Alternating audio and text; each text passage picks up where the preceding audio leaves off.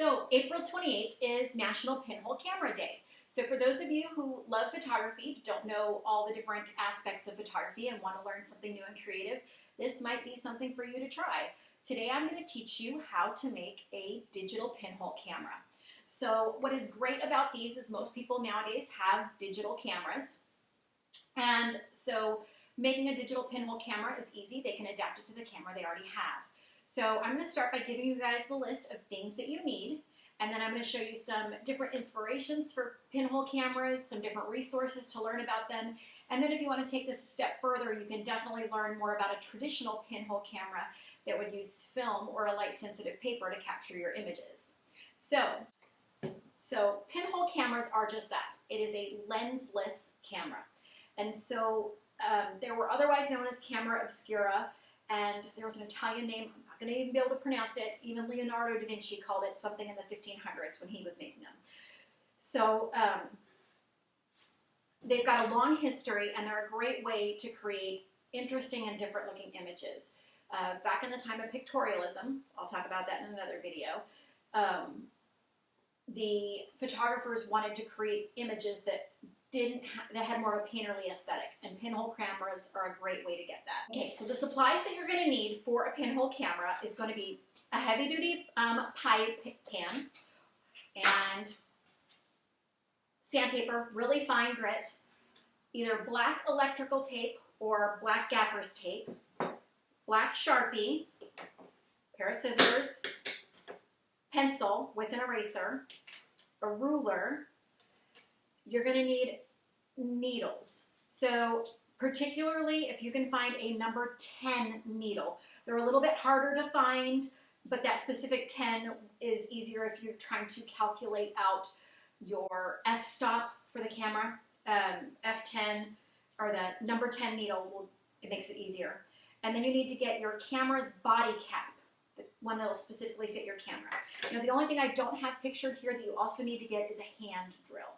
So the first thing you're going to want to do is get your hand drill, and you're going to find the very center of the diameter. So measure the diameter across and find the center of your body cap. And you're going to mark that with a pencil. And then you're going to take your drill and you're going to drill a hole. And the hole doesn't need to be large, maybe about the size of the end of your pencil cap, and that's it.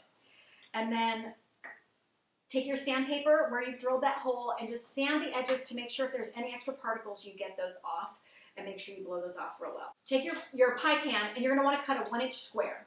After you've cut your 1-inch square out, you are going to want to poke that number 10 needle through the hole right there, and it's super small, as you can see. And then you're going to want to take your sandpaper and really make sure that anywhere that there's any grooves or anything sticking there, that you use that sandpaper on both sides and finally sand that down. Then you'll take and you will, as you can see I've done already, cover it with your Sharpie. Color it all in black, being careful not to get that hole. If you do get any of the particles from when you're sanding or the Sharpie inside of that hole, just go ahead and take that needle and poke it back through again until you can see that hole through it. It's very fine. Next, what you will do is you've got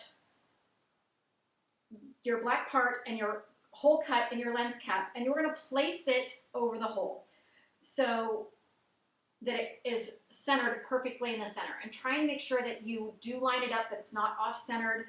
And then you're going to take your black tape and you're going to tape that down and make sure that it's fully covered. And I don't know how well you can see in this one. I will include a picture that's a close-up so you can see that teeny hole that's cut there. And then I've covered it all the way around the inside with the gaffer's tape. Now, once you have it covered with the gaffer's tape, you're also going to want to take an extra piece of gaffer's tape and fold it in half so you kind of have like a cover.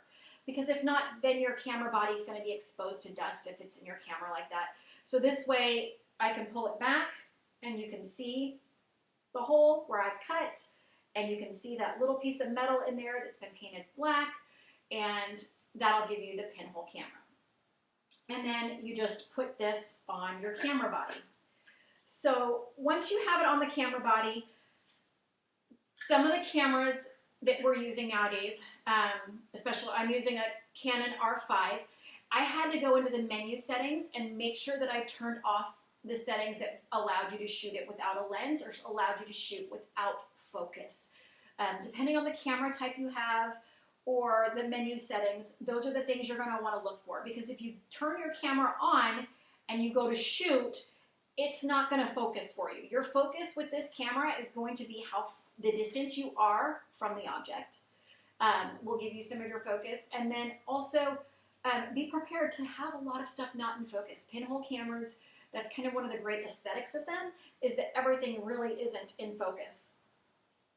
And so make sure you go into your camera settings and that you change that so that way you'll be able to take your pictures. Okay, so what's really great about using a digital camera for a pinhole camera is the light metering. Usually you're going to have to do a bunch of calculations when you're using a pinhole camera to figure out your exposure, your f-stop, your ISO, your shutter speed, all of that stuff. And so that can be really time consuming. Until you have it down, I would recommend waiting to do a traditional camera and learning those techniques.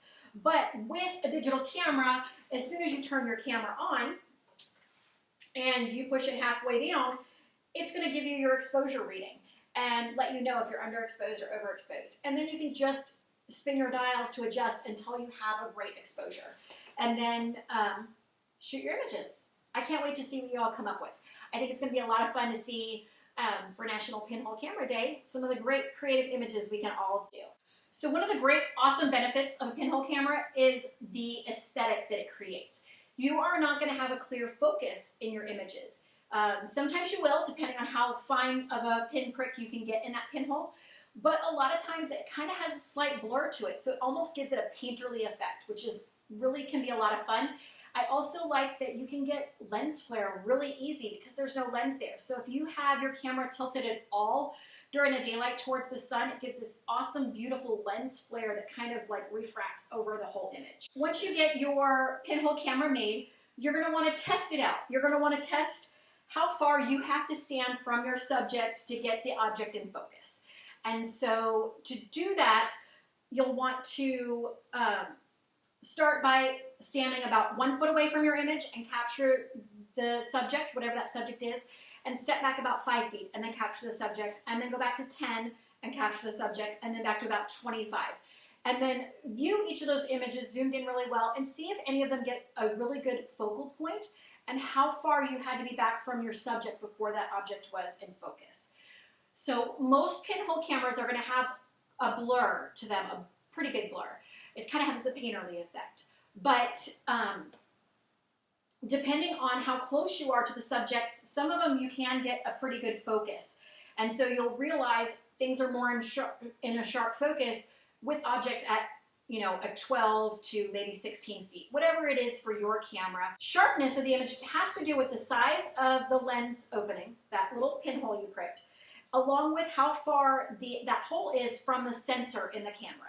And so certain cameras and certain hole sizes, you're not going to get anything really in focus. But there's definitely a point in your image with your depth of field, how far you are from your subject, where things are going to be more in focus or less. And so it's kind of nice to figure that sweet point for each camera that you, or pinhole camera that you make, and learn each pinhole camera, because they're going to all react differently with each image. If the blur does bother you, make sure you do shoot your camera in RAW, since it is a digital camera, and then you can bring that into Photoshop for post-production, and you can do a reduce blur. And you can get your image pretty sharp if that's what you want to try and do. But I think one of the biggest benefits of the pinhole camera is that blur, that painterly aesthetic that you can only really get when you're using a specialty camera like a pinhole camera. Okay, so I have an absolute love for creating these images. I like the idea that I can create images that have a painterly aesthetic. And these are some of the images I've done. First of all, the first 3 are images with shadows. I have a love for shadows. I think they can create interesting looks in images. They can tell a story. It's kind of a way to do a double layered story because it's putting you in that image. So it's almost even like a self-portrait, which I really love. So the first few images I'm showing you here are just some self-portraits that I did of my shadow in different locations as I was out and about. This next image is an image of my backyard, and the way the sun was shining that day just spoke to my heart, and using a regular camera could not capture it. There was no way to get that lens flare the way I wanted it, and so I pulled out my pinhole camera and was able to capture the beautiful lens flare coming through the trees, and the way the light was shining, the way it made me feel, it just shows through a lot better in this image.